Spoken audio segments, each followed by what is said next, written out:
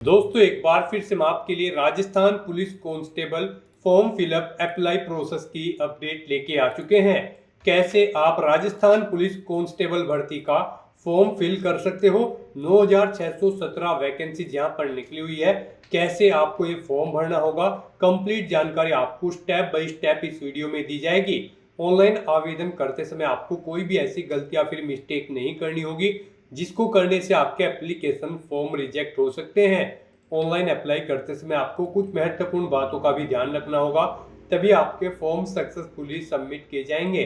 Apply करते समय आप क्वालिफिकेशन की डिटेल कैसे दोगे, कैसे आप अपनी पोस्ट सेलेक्ट कर सकते हो, यहाँ पर आप कैसे फोटोग्राफ, सिग्नेचर और डॉक्यूमेंट्स अपलोड कर सकते हो। स्टेप बाय स्टेप कंप्लीट जानकारी के लिए आपको वीडियो शुरू से लेके एंड तक बिना स्किप किए हुए देखनी होगी। इस वीडियो को कंप्लीटली देखने पर ही आपके सभी सवाल और डाउट क्लियर होंगे। इस वीडियो में हम आपको साथ ही साथ ये भी जानकारी देंगे कि आपको कैसे अपना फॉर्म भरना होगा और कहां से आप अपना फॉर्म अप्लाई कर सकते हो। तो चलिए दोस्तों, बिना कोई वक्त गंवाए शुरू करते हैं Rajasthan police constable form fill up की पूरी जानकारी। फॉर्म भरने से पहले आपको हमारी वेबसाइट IND सरकारी नौकरी के इस पेज पर विजिट करना होगा, जिसका लिंक आपको नीचे description plus first comment box में मिल जाएगा। और हमारे इस पेज पर विजिट करके आप यहाँ से राजस्थान पुलिस का फॉर्म अप्लाई कर सकते हो। राजस्थान पुलिस डिपार्टमेंट की ओर से constable GD, constable band, telecom driver post के लिए नोटिफिकेशन रिलीज किया गया है। यहाँ पर आप पोस्ट वाइज वैकेंसी चेकआउट कर सकते हो।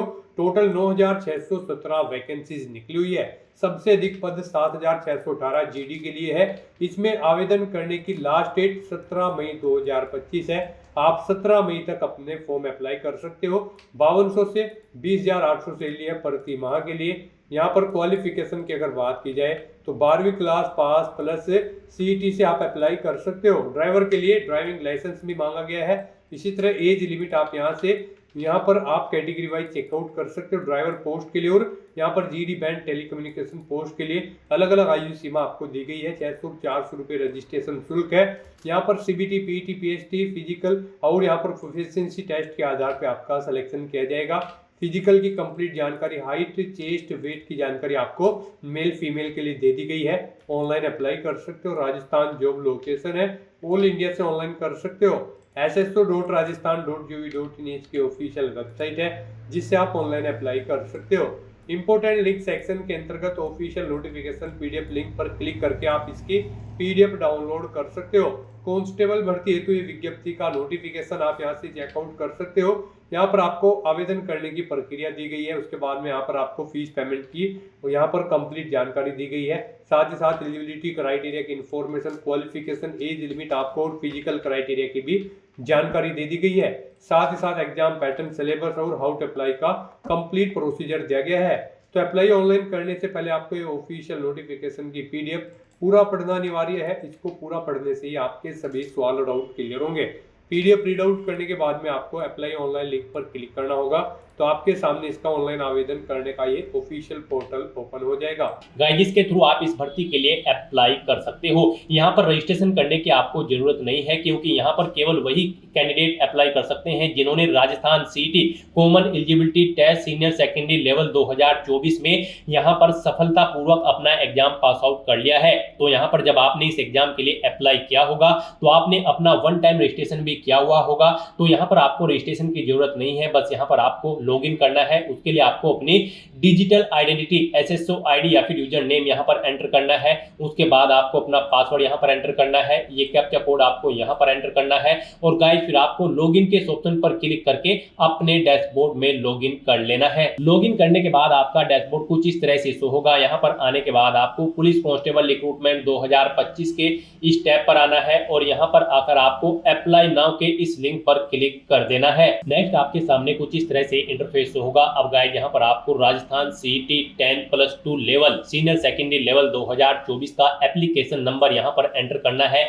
ये एप्लीकेशन नंबर आपको तब मिला होगा जब आपने फॉर्म अप्लाई किया होगा, और अगर आप इसे भूल चुके हैं तो आप इसे दोबारा से भी गेट कर सकते हैं। गाइस, आपको यहाँ पर जी हाँ दोस्तों, यहाँ पर आपको माई रिक्रूटमेंट के इस लिंक पर क्लिक करना है। यहाँ पर आपको आपका CET 2024 का एप्लीकेशन फॉर्म मिल जाएगा। वहां से आप अपना एप्लीकेशन नंबर गेट आउट कर सकते हैं और उसके बाद आप वो नंबर यहाँ पर एंटर करें और फिर आप सबमिट के इस ऑप्शन पर क्लिक कर दें। नेक्स्ट आपके सामने कुछ इस तरह से इंटरफेस ओपन होगा। अब यहाँ पर आने के बाद आप कांस्टेबल बैंड नॉन TSP या फिर कांस्टेबल ड्राइवर नॉन TSP या फिर constable driver TSP, constable general non TSP या फिर कांस्टेबल जनरल TSP, आप जिस भी एरिया के लिए अपना फॉर्म अप्लाई करना चाहते हैं यहाँ पर आप उसकी टैब पर क्लिक करें। नेक्स्ट आपके सामने कुछ इस तरह से इंटरफेस शो होगा। अब यहाँ पर आपका वन टाइम रजिस्ट्रेशन से डाटा फैच कर लिया गया है, आपको यहाँ पर इसे रिव्यू करना है। अगर आप अपडेट करना चाहते हैं तो यहाँ पर आप अपडेट के ऑप्शन पर क्लिक करके अपडेट कर सकते हैं और अगर सभी चीजें ओके हैं तो यहाँ पर बस अब आपको प्रोसीड के इस ऑप्शन पर क्लिक करना है और उसके बाद यहाँ पर आपके सामने कुछ इस तरह से इंटरफेस ओपन हो जाएगा। यहाँ पर आपका एप्लीकेशन फॉर्म स्टार्ट हो चुका है। कुछ चीजें यहाँ पर आपको ऑटोमेटिकली फिल मिल गई है जो आपके रजिस्ट्रेशन टाइम पे आपने प्रोवाइड कराई थी, वो यहाँ पर आपको कुछ चीज़ें ऑटोमेटिकली फिल मिल गई है। अब यहाँ पर आने के बाद बस आपको अपनी माता का नाम यहाँ पर एंटर करना है। फिर यहाँ पर आपको अपनी श्रेणी सेलेक्ट कर लेनी है, आप किस श्रेणी से बिलोंग करते हैं। राजस्थान स्टेट से अलग कैंडिडेट अगर अप्लाई करते हैं तो केवल जनरल कैटेगरी कैंडिडेट अप्लाई कर सकते हैं। फिर यहाँ पर अगर आप विशेष दिव्यांगजन श्रेणी के अंतर्गत आते हैं तो यहाँ पर आप ऑप्शन सिलेक्ट करें किस दिव्यांगजन श्रेणी के अंतर्गत आप आते हैं। नहीं आते हैं तो यहाँ पर आप नॉट एप्लीकेबल ऑप्शन सेलेक्ट कर लें। उसके बाद यहाँ पर आपको उप विशेष दिव्यांगजन श्रेणी सिलेक्ट करनी है अगर आप दिव्यांगजन श्रेणी के अंतर्गत आते हो। उसके बाद यहाँ पर आपको अपनी श्रेणी का प्रमाण पत्र संख्या देनी होगी और फिर आपको बताना होगा कि क्या आपको स्रोत लेखक की आवश्यकता है। अगर है तो यहाँ पर आप स्वयं उसकी प्रबंध करेंगे या फिर विभाग को उसका प्रबंध करना है, यहाँ पर आपको ऑप्शन मिल जाएगा। और गाइस अगर आप यहाँ पर विशेष दिव्यांगजन श्रेणी के अंतर्गत नहीं आते हो तो फिर आगे के ये ऑप्शन आपको यहाँ पर डिसेबल्ड कर दिए जाएंगे। उसके बाद यहाँ पर आपको अपना रिलीजन सेलेक्ट करना है, अपनी वैवाहिक स्थिति मैरिटल स्टेटस आपको बताना है, आप मैरिड हो या फिर अनमैरिड हो या फिर डाइवोर्स हो, आप अपने अकॉर्डिंग ऑप्शन सेलेक्ट करें। उसके बाद यहाँ पर अगर आप मैरिड हो तो यहाँ पर आपको अपने जीवित बालक की संख्या देनी है और आपको यहाँ पर आपका मोबाइल नंबर ऑटोमेटिकली फिर मिल जाएगा। अपना व्हाट्सएप मोबाइल नंबर देना चाहते हैं तो वो यहाँ पर आप दे सकते हैं। आपके पास जन आधार ID है तो वो आप यहाँ पर एंटर कर सकते हैं, नहीं है तो इस कॉलम को आप खाली छोड़ दें। गाइस यहाँ पर जिन कॉलम के सामने रेड कलर का स्टार बना हुआ है उनमें आपको डिटेल्स देनी मस्ट है और जिनमें नहीं बना हुआ है वो ऑप्शनल है, आप उनकी डिटेल चाहे तो दें चाहे या फिर न दें। यहाँ पर आप अपनी पोस्ट सेलेक्ट करें जिसके लिए आप अप्लाई करना चाहते हो। उसके बाद यहाँ पर आपको अपना कोरोस्पोंडेंस एड्रेस एंटर करना है। कोरोस्पोंडेंस एड्रेस में आपको अपना स्टेट चुनना है, अपना डिस्ट्रिक्ट चुनना है, शहर या फिर गांव का नाम देना है, अपना पिन कोड देना है, अपना फ़ोन नंबर देना है, ये ऑप्शनल है। इस तरह से अपनी डिटेल्स फिल करने के बाद अब गाइस यहाँ पर आपको नेक्स्ट के इस ऑप्शन पर क्लिक कर देना है। फिर आपसे पूछा गया है जो मोबाइल नंबर और ईमेल ID आपने दी है क्या वो करेक्ट है।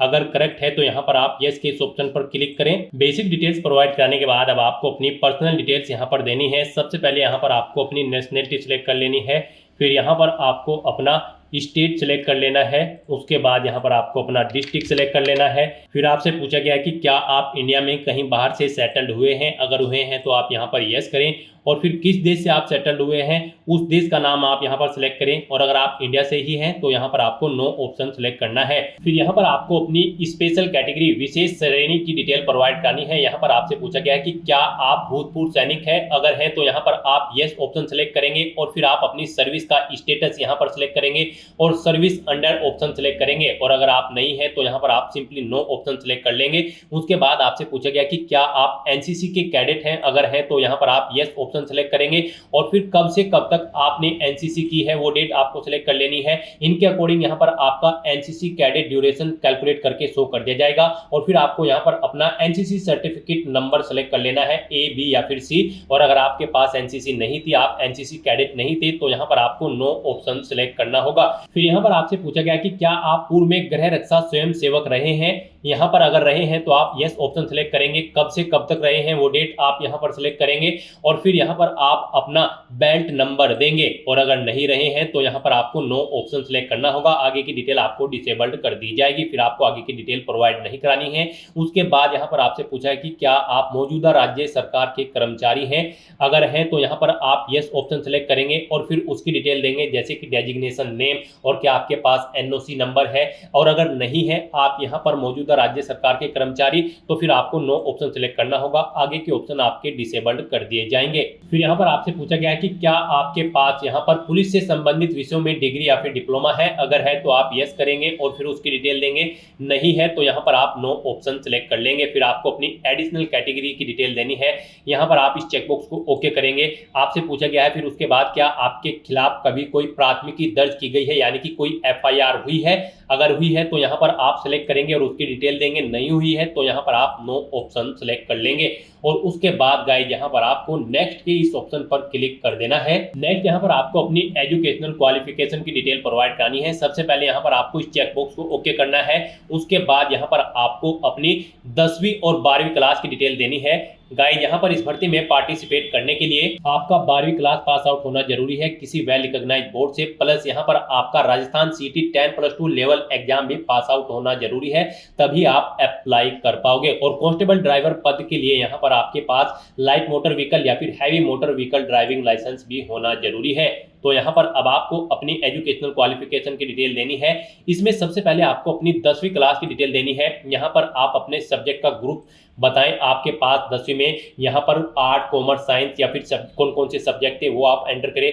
बोर्ड या यूनिवर्सिटी का नाम दें यहाँ पर, उसके बाद आप अपना 10वीं का रोल नंबर दें। फिर परीक्षा का परिणाम यहाँ पर आप सेलेक्ट करें, परसेंटेज में था, ग्रेड में था या फिर सीजीपीए में, पासिंग ईयर यहाँ पर आप सेलेक्ट करें, फिर अपनी परसेंटेज यहाँ पर आप मेंशन कर दें 10वीं की। उसके बाद ऐसे ही यहाँ पर आपको अपनी 12वीं क्लास की डिटेल देनी है। यहाँ पर भी आपको अपने सब्जेक्ट ग्रुप बताना है, आर्ट, कॉमर्स या फिर साइंस। उसके बाद यहाँ पर आपको अपने बोर्ड का नाम देना है जिससे आपने अपनी 12वीं क्लास पास आउट की है, अपना 12वीं का रोल नंबर एंटर करना है, परीक्षा का परिणाम आपका परसेंटेज सीजीपीए या फिर ग्रेड में है वो आपको सिलेक्ट करना है, पासिंग ईयर यहाँ पर आपको सिलेक्ट कर लेना है और अपनी परसेंटेज यहाँ पर आपको एंटर कर देनी है। इस तरह से यहाँ पर आपको अपनी 10वीं और 12वीं क्लास की डिटेल प्रोवाइड करनी है। रही बात सीटी 10+2 की, तो वो आपसे स्टार्टिंग में ही एप्लीकेशन नंबर मांगा गया था। यहाँ पर वही कैंडिडेट केवल अप्लाई कर सकते हैं जिन्होंने सीटी 10+2 लेवल की जो कॉमन एलिजिबिलिटी टेस्ट है उसे पास आउट किया हुआ है। तो यहाँ पर अब आपको अपनी क्वालिफिकेशन की डिटेल प्रोवाइड कराने के बाद फिर आपको नेक्स्ट के इस ऑप्शन पर क्लिक कर देना है। नेक्स्ट यहाँ पर आपको अपना फोटो और सिग्नेचर अपलोड करने हैं। गाइस यहाँ पर आपका जो फोटो होगा वो 50 KB से 100 KB के बीच में होना चाहिए, जेपीजी या फिर जेपीईजी फॉर्मेट में होना चाहिए, और सिग्नेचर आपके 20 KB से 50 KB के बीच में होने चाहिए, जेपीजी या फिर जेपीईजी फॉर्मेट में होने चाहिए। तो यहाँ पर आपको चूज फाइल बटन पर क्लिक करना है, फाइल को सिलेक्ट कर लेना है और 1 बाय 1 करके अपना फोटो और सिग्नेचर यहाँ पर अपलोड कर देने हैं।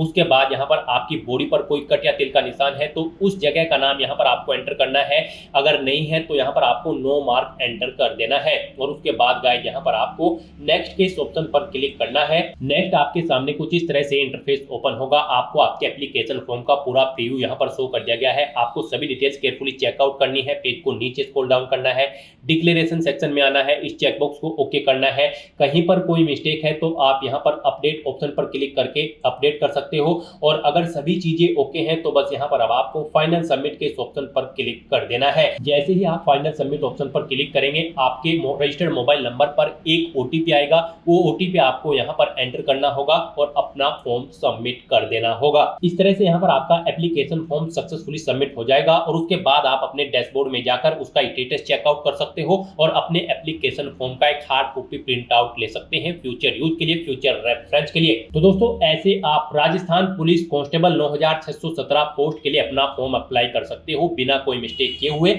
आज की इस वीडियो में बस इतना ही। आई होप ये वीडियो आपको पसंद आई होगी। अगर पसंद आई हो तो इसे लाइक और शेयर करें, चैनल पर नए हो तो इसे सब्सक्राइब कर लें। Thanks for watching.